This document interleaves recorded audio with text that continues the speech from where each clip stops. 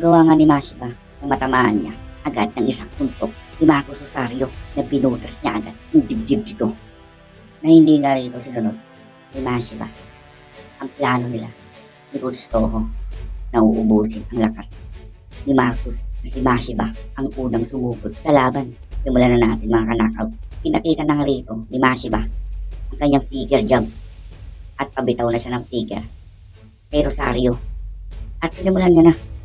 Nakikita nga natin rito na nahihirapan si Marcos Rosario sa napakaraming pagsuntok ni Mashiba ang kanyang figure. Hirap na hirap rito. Si Marcos umisigaw na. Ang announcer, sinasabi niya na ang Grim Reaper ay sinimulan na ang napakalakas niyang pag-swing ng figure. At habang sinusubukan ni Marcos Rosario, napigilan ang mga figure ni Mashiba, pero hirap na hirap siya rito. At napaatras si Marcos sa dami ng pagkatake ni Mashiba. Nagawa na nga lang rito ni Marcos na lumayo kay Mashiba. Hindi niya kinaya ang figure jump ni Mashiba na hindi kinaya rito ng world champion. Ang bangis ng challenger na ang ginawa na lang niya ay dumistansya kay Mashiba. Napakaganda nga rito na pinapakita ni Mashiba sa first round pa lang. At sinasabi nga rito ni Ipo, nakabaliktaran ang nangyayari ngayon sa laban na si Rosario ay isang infighter. Pero siya ngayon ang umaatras na si Mashiba ay tinutulak siya. Tuwang-tuwa rito si Sendo na wag kahayaan daw ni Mashiba na makuha ni Marcos Rosario ang pace ng laban. Na napakaganda ng strategy daw ngayon na ginagawa ni Mashiba na hindi niya alam ang totoong strategy o plano nila Mashiba ay kabaliktaran. At ulit tayo, mayroon nga po rito isang bumingisi na ito. Narito ngayon si Sawamura na nanunood ng laban ni Mashiba. Nagulat nga rito si Sendo ang kaibigan niya. Sinasabi ngayon ni Sawamura habang nakatingin rito si Sendo kay Sawamura. Sinabi rito ni Miyata na ang laban ngayon na nangyayari ay hindi niya dapat inaalis ang tingin niya at tumakbang na. Gumagalaw na rito ngayon. Nagsisimula na ulit si Marcos Rosario habang tuloy-tuloy ang pag-swing. Pagganda ni Mashiba sa kanyang figure. Sinasabi rito na pinapaliwanag ni Takamura na kahit sa simula pa lang ng laban ay ginawa agad rito ni Mashiba na sumugod, na hindi niya talagang plano na ubusin ang oras o pagurin nga rito si Marcos dahil hindi daw talaga yun ang paraan ni Mashiba sa pagkikipaglaban.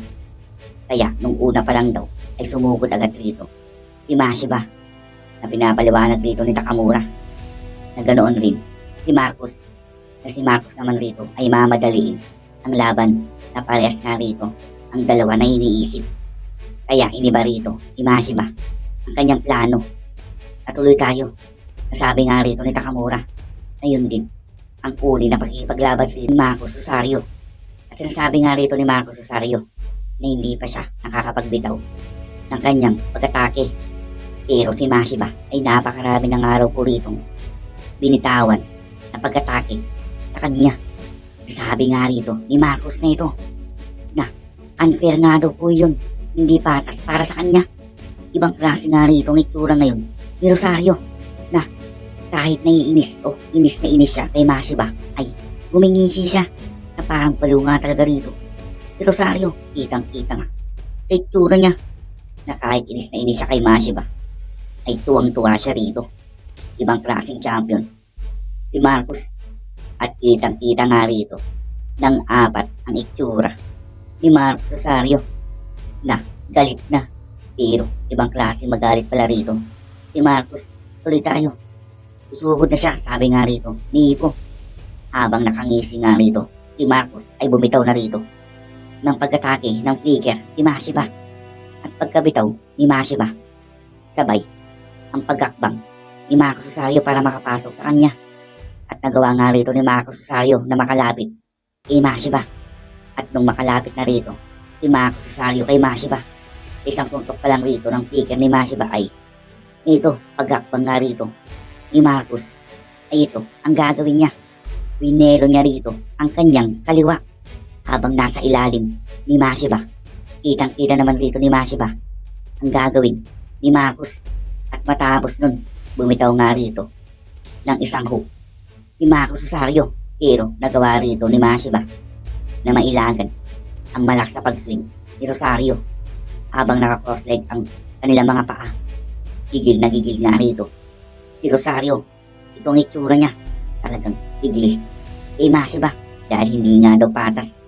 At matapos nun, nabibitaw ulit rito si Marcos Rosario ng kaliwa, pero sasabay nito ni Mashiba ng kanyang kanan naman. At magsasabayan rito ang dalawa, ang kanan ni Mashiba at ang kaliwa ni Marcos Rosario.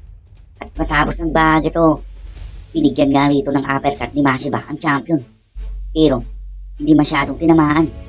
Nakailag din si Marcos at ganun din si Mashiba. Matapos nilang magpalitan ng suntok, sabay din ang pag-iwas, pagkapalit ng paa. Pagakbang dito ni Marcos ay susundan naman niya ang kanyang kanan. Habang pabitaw ng kanan si Marcos ay nakita ito ni Mashiba at nagawa nga niya rito makalayo sa eksaktong pagkabitaw ng kanan ni Marcos. Pero inikot nga rito ni Marcos ang kanyang paa. Tingin siya rito kay Mashiba at papasugod na nga rito si Marcos kay Mashiba. Habang pabitaw naman rito si Mashiba ng kanyang kanan ay eksaktong nakayuko naman rito, nakailag si Marcos Rosario. Nagpapalitan dito ang dalawa sa malapitan na sinasabayan nga rito ni Mashiba sa malapitan ni Marcos Rosario. Tulad nga po rito ng ginagawa sa kanya o na naging sparring nila ni Ipo. At ulit tayo, pagkabitaw ulit dito ni Marcos Rosario ng kanyang kanan ay gaganti rito si Mashiba. Ang ginawa nga niya, sinimulan niya ulit rito ang kanyang mga figure jab. Pero habang ginagawa nga rito ni Mashiba ang kanyang mga figure ay naiiwasan dito ng champion habang nakayuko rito si Marcos. Pagkabalik ng figure ni Mashiba ay bibigyan nga niya rito ng isang uppercut si Marcos Rosario. At habang papalapit na sa mukha ni Marcos ay nagawa nga po niya rito mailagan. Pagkabitaw nga rito ni Mashiba, nailagan ni Marcos. Pero ito, ang kanan ni Marcos Rosario. Napakagaling nga rito ni Marcos. At habang papalapit na nga rito kay Mashiba ay ito, ang ginawa nga rin Mashiba ay sinangga na lang niya ng kanyang guard. Hindi nga rito tumama ang kanan ng champion. Pero pagkasangga pa lang niya ay sinundan niya agad ng isang kaliwa. Paparating na rito ang kaliwa ni Marcos kay Mashiba. Matapos ng bagay ito, napakalakas nga rito ng kaliwa ni Marcos Rosario. Napakabilis na sundan ang mga pag-atake niya. At habang magkalapit dito ang mga paa ng dalawa, gigil na gigil pa rin rito si Marcos Rosario kay Mashiba. Pero seryoso nga rito na nilisik din ang mata ni Mashiba. At matapos nun, binigyan ni Mashiba ng kanyang kaliwa. At magpapalitan nga rito ulit si Marcos at si Mashiba. Neto, sunod-sunod nga rito ang palitan ng suntok ang dalawang boksingero. Wala nga po ritong atrasan. Bakbakan nga rito sa gitna ng ring. Habang sinasangga din nila ang mga bawat pagsuntok ay ito, bumitaw ng isang mabilis na kanan ni Mashiba kay Marcos Rosario. Pero matapos nga ritong bumitaw ni Mashiba ay laking gulat rito ni Marcos Rosario dahil nawala ang kamao ang pag-atake ni Mashiba. Pagkatingin nga niya rito kay Mashiba ay ito na ang kanan ni Mashiba. Sasapulin na siya ulit. At matapos ng bagay ito, isang mabilis na kanan ni Mashiba. Pero ito nga pong nangyari na sa huling eksakto na sandali ay nagawa ni Marcos na maitaas ang kanyang kanan para ipagsangga nga rito sa kanan ni Mashiba.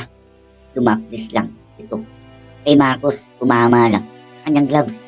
Pero susundan nga ulit ito ni Mashiba. Pero hindi nga rito magpapatarong si Marcos. Magpapalitan nga ulit ang dalawa.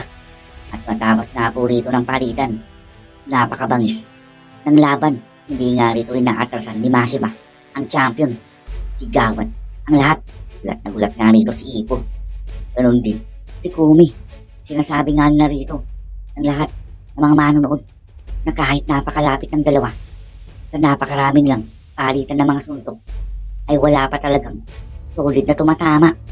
Gulat na gulat nga rin dito sila Aoki, Takamura, Kimura, Itagaki. Anong nga rito ni Itagaki? Anong nangyayari? At sabi nga rito ni Takamura, tulad nga ng iyong nakikita na ito ang labanan ng world title fight na ang dalawang boksingero ay mabilis na nagpapalit sa opensa papunta sa depensa sa napakabilis ng oras na sabi nga rito ni Takamura at ng announcer.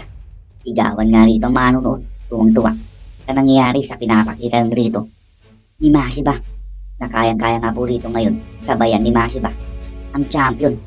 At yun nga po ang nangyari dito sa ating chapter na napakabilis magpalitan ng suntok ni Mashiba at ni Marcos Rosario na kayang-kaya ni Mashiba sabayan sa in-fight na laban ni Marcos. At dun po nagtatapos ang ating chapter 1453. Maraming salamat po mga ka-knockout.